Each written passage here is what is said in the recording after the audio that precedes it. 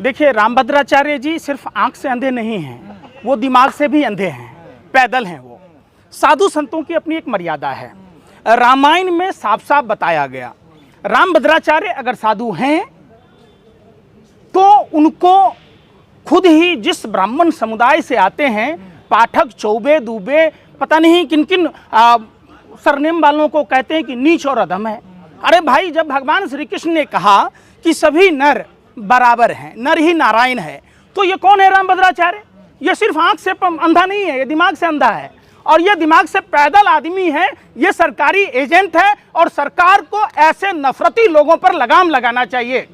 जिस तरीके से रामायण में कालनेमी और रावण को आपने देखा होगा, हर प्रभु श्री राम का नाम लेने वाला आदमी राम भक्त नहीं होता, हर भगवा पहनने वाला आदमी साधु नहीं होता। ये अगर भगवे पर भरोसा ना करती माँ सीता तो रावण के हाथों उनका अपहरण नहीं होता। ये साधु नहीं है, ये संत नहीं है, ये सरकारी एजेंट हैं, सरकार की दलाली करते हैं और ये धर्म को तोड़ मरोड़ कर पेश करते हैं।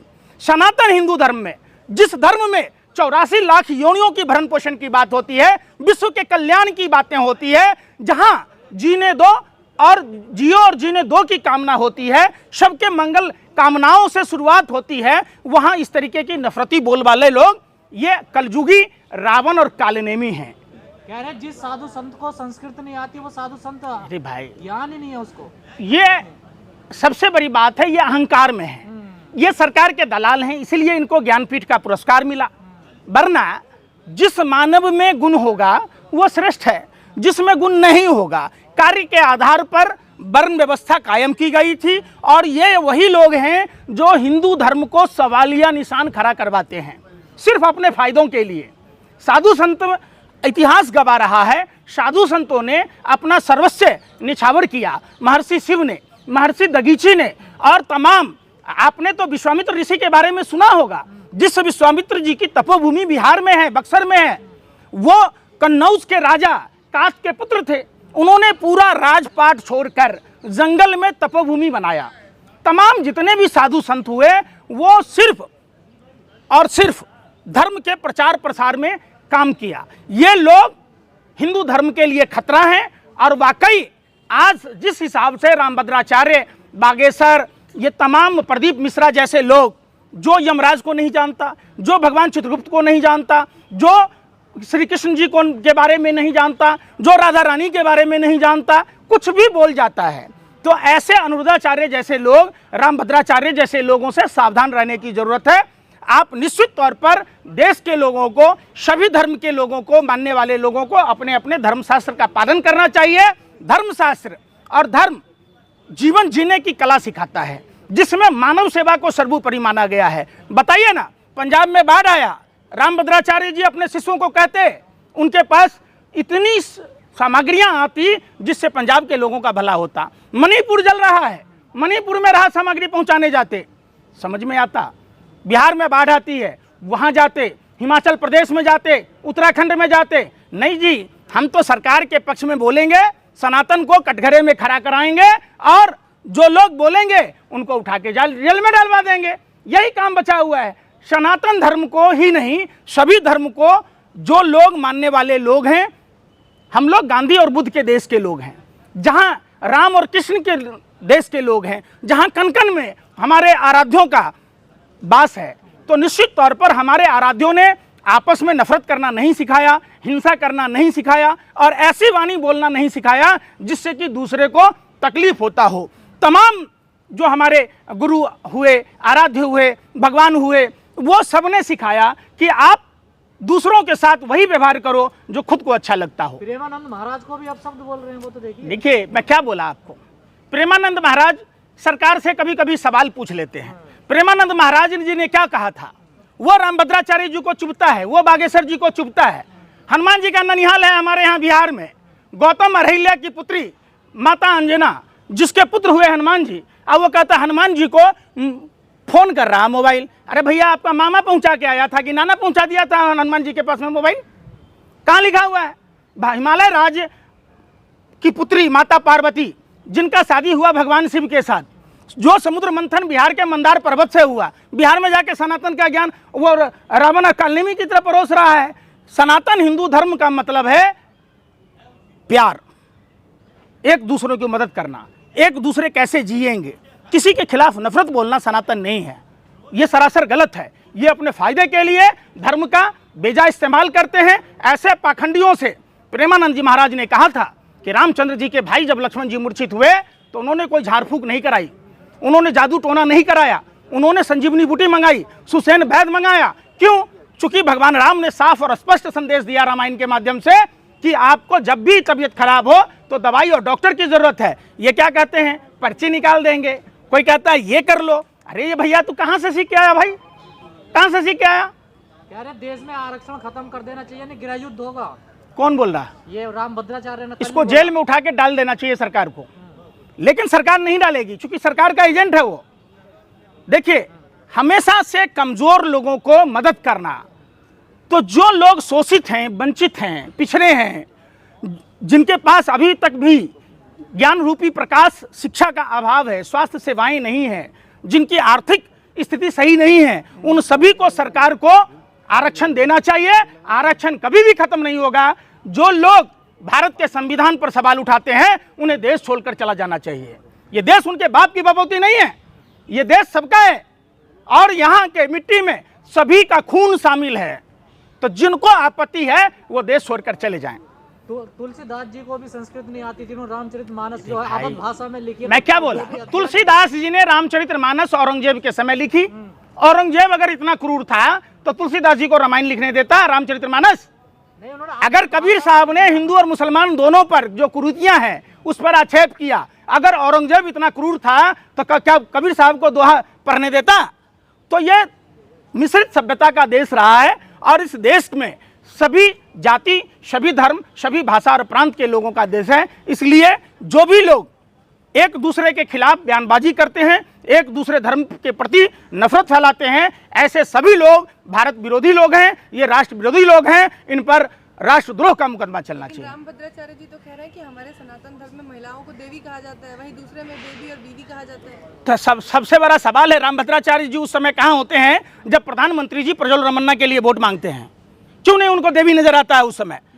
तो राम भद्राचार्य जी उस समय कहाँ होते हैं जब आशुतोष, जिसके सामने प्रधानमंत्री नतमस्तक होते हैं, तब क्यों नहीं ज्ञान आता है राम भद्राचार्य जी को?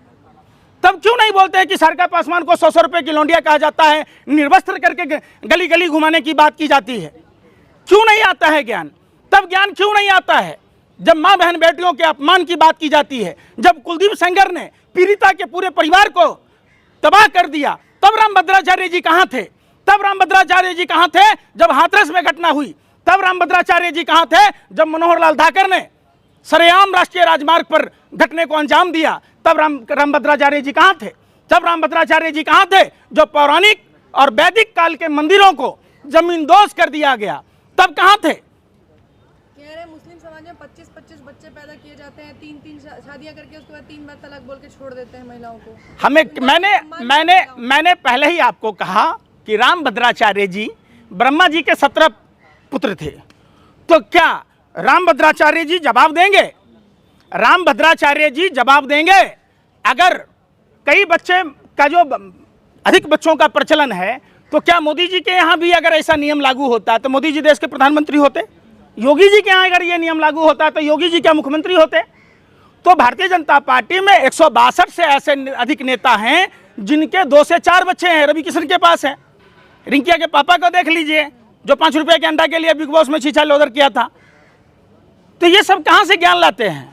लेकिन राम भद्राचार्य जी को तो इतना ज्ञान है कि कहते हैं कि जो रामचरितमानस लिखा है उसमें गलत चौपाइयां हैं, वो उनको सही करते हैं। देखिए, राम भद्राचार्य जी को कुछ भी नहीं आता।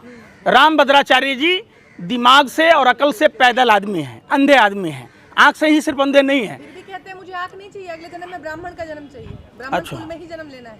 कौन से ब्राह्मण में? कहीं ऐसा ना हो कि पाठक कुल में जन्म ले लें तो नीच और अधम कहलाएंगे।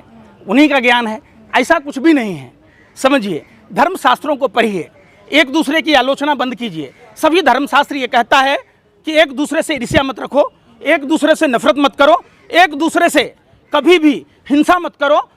तो जो राम भद्राचार्य जी कभी गरुड़ पुराण का वो अंश क्यों नहीं बताते हैं कि झूठ बोलने का फल क्या है, व्यभिचार का फल क्या है, सूद खाने का फल क्या है, रिश्वत खाने का फल क्या है?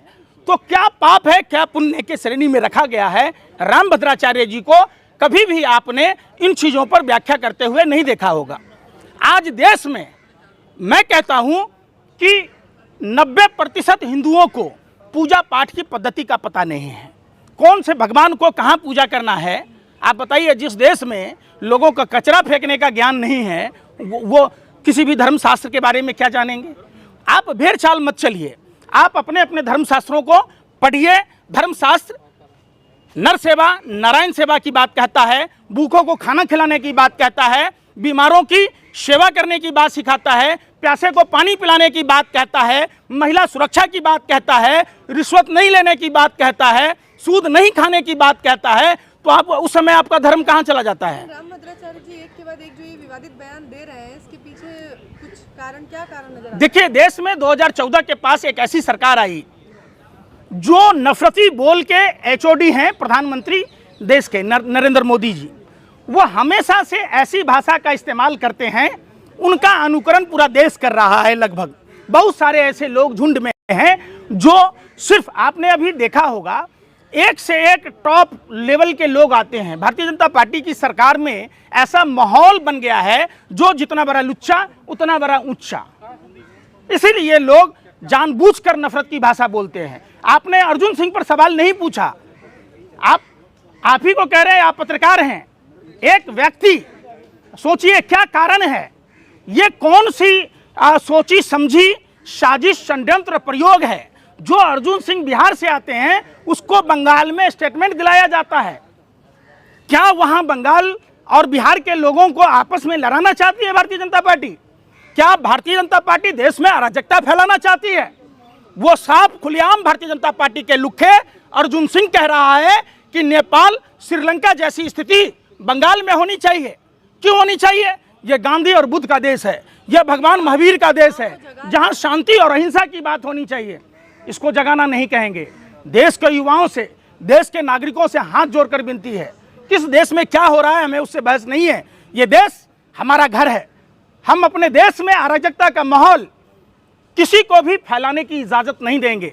हम तो कहते हैं बंगाल के तमाम उन न्याय प्रिय लोगों से, शांति प्रिय लोगों से और केंद्र सरकार से, भारतीय जनता पार्टी के राष्ट्रीय अध्यक्ष जयप्रकाश नड्डा से, भारतीय जनता पार्टी संस्कारहीन लोगों का अड्डा जिसके राष्ट्रीय अध्यक्ष हैं जयप्रकाश नड्डा, वो नहीं करते संस्कारहीन लोगों पर कार्रवाई जो देश में अराजकता फैलाने की कोशिश करते हैं। अरे चंद वोट के लिए आप अर्जुन सिंह जैसे, भारतीय जनता पार्टी ने अपने लुखों से वो बयान दिलवाया कि जैसी स्थिति नेपाल में हुई वैसा बंगाल में होना चाहिए।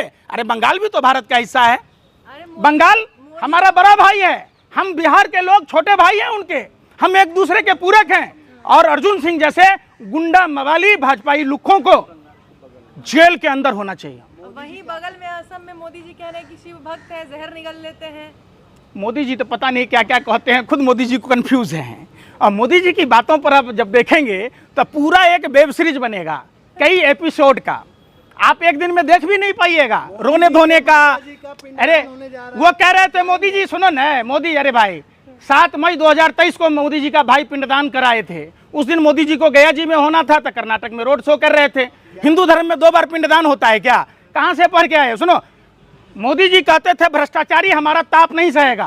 ताप क्या, गलबहियां कर रहे हैं अजीत पवार के साथ, हेमंत बिश्व शर्मा के साथ, और तो और बिहार में चुनाव है। आप बताइए, वो जाली दवाई बनाने वाला, नकली दवाई बनाने वाला जीवेश मिश्रा पर तो प्रधानमंत्री जी कब उसको पार्टी से हटाइएगा? एयरपोर्ट का उद्घाटन कर रहे हैं। वो हाँ, वहाँ लोग बुलबुल पर चढ़ के सफर कर रहा है, मन की गति से भी स्पीड में चल रहा है। आप जाइएगा पूर्णिया में, सामान्य आंखों से नहीं देखिएगा कि प्लेन कहाँ उतर रहा है। क्या आप दरभंगा एम्स में जाएंगे इलाज कराने? हैं? दरभंगा एम्स आप वहाँ डॉक्टर हैं क्या भैया? ए भैया, अरे भैया आप डॉक्टर हैं? नहीं, दरभंगा हमारे यहाँ कहा जाता सुआ न सुतारी या काहे का व्यापारी। जब एम्स बनवे नहीं किया तो इलाज कहाँ होगा? हैं? कुछ भी बोलते रहते हो यार। मोदी जी को बधाई दे रहे हो, जन्मदिन है 17 तारीख को। सुनिए ना भैया, 17 तारीख को मोदी जी के इस्तीफे का इंतजार करेंगे कि मोदी जी मुंह से बोल रहे हैं कहीं कहीं और से बोल रहे हैं। अरे सुनिए सुनिए, सनी देओल को देखे थे फिल्म में, तारीख पर तारीख, तारीख पर तारीख। नरेंद्र मोदी जी का है क्या, जुमला जुमला जुमला पर जुमला, जुमला पर जुमला। तो मोदी जी की बात का क्या भरोसा है भैया? मोदी जी तो एक सर खुदाइएगा, एक झूठ पकड़िएगा, झूठ है, फिर दूसरा, फिर तीसरा, फिर चौथा। क्या हुआ 100 स्मार्ट सिटी का? क्या हुआ रुपया को डॉलर को बराबर करने का? बैंक इन इंडिया का क्या हुआ? जहां प्रोडक्शन बनाना था, मैन्युफैक्चरिंग को ताकत देनी थी, उत्पादन क्षमता बढ़ानी चाहिए था, एग्रीकल्चर के सेक्टर में या कहीं भी इंडस्ट्रीज के सेक्टर में, तब प्रधानमंत्री जी वैसी चाइना में चले जाते हैं, गलबहियाँ करते हैं। अरे प्रधानमंत्री जी थोड़ा बहुत तो शर्म कर लेते। टेरर और टॉक बात नहीं हो सकती, अपने क्रिकेट मैच खिलवा दी। अभी तक शहीदों के खून चिता ठंडी नहीं हुई। प्रधानमंत्री जी पाकिस्तान के साथ, वही चाइना बैक से, पाकिस्तान तो फ्रंट फुट पर खेल रहा था, चाइना था, तुर्की था साथ में, तो उसे गलबहियाँ कर रहे हैं। ऐसी क्या कमजोरी है प्रधानमंत्री की कि प्रधानमंत्री जी विश्व के लगातार कई देशों से डरते फिर रहे हैं? उधर ट्रंप कहता है नरेंद्र, इधर सरेंडर। अरे भैया क्या तरीका है भाई? आज तक देश में ऐसा कोई प्रधानमंत्री नहीं हुआ जो अमेरिका की बातों का पालन करता हो, जो अमेरिका से डरता हो। हमने लाल बहादुर शास्त्री जी को देखा है, जिस समय भारत को भूखा मारना चाहता था अमेरिका, लाल बहादुर शास्त्री जी ने जय जवान जय किसान का नारा दिया और देश को आत्मनिर्भर बनाया। हमने इंदिरा गांधी जी के समय देखा, 7वां वेरा भेज दिया। हम इंदिरा गांधी जी ने पाकिस्तान के 2 टुकड़े कर दिए, भूगोल बदल दिया। हमने अटल बिहारी वाजपेयी की सरकार में देखा, कारगिल युद्ध में। हमने मनमोहन सिंह जी की सरकार में देखा, अमेरिका कहता रहा, डराता रहा, लेकिन देश ने परमाणु परीक्षण किए।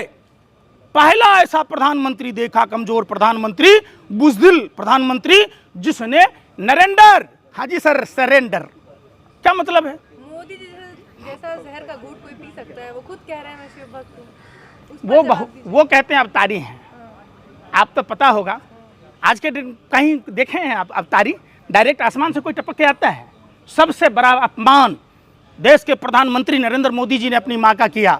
उन्हें गर्व होना चाहिए। वो कहते कि मैं अपनी माँ के कोख से पैदा लिया, मेरी माँ ने मुझे 9 महीने गर्भ में रखा। वो कहते, वो तो ऐसे प्रधानमंत्री हैं कि अपनी माँ का ही अपमान नहीं किया, भारत माता का भी अपमान किया। विश्व के कई देशों में घूम घूम, भाइयों बहनों मित्रों, मेरी तो बदकिस्मती है, मैं भारत में पैदा लिया। भारत में ना पैदा लेते तो मुख्यमंत्री बनते आप, हैं? न जाने कहाँ चपरासी रहते आप। यही भारत माता का देन है जो आप प्रधानमंत्री भी बने। तो आपको गर्व होना चाहिए। आपकी बदकिस्मती क्या है? खुशकिस्मती है कि आप भारत में जन्म लिए, आप मुख्यमंत्री बने, प्रधानमंत्री बने, फिर भी भारत की आलोचना कर रहे हैं विश्व के कई देशों में जा जाकर।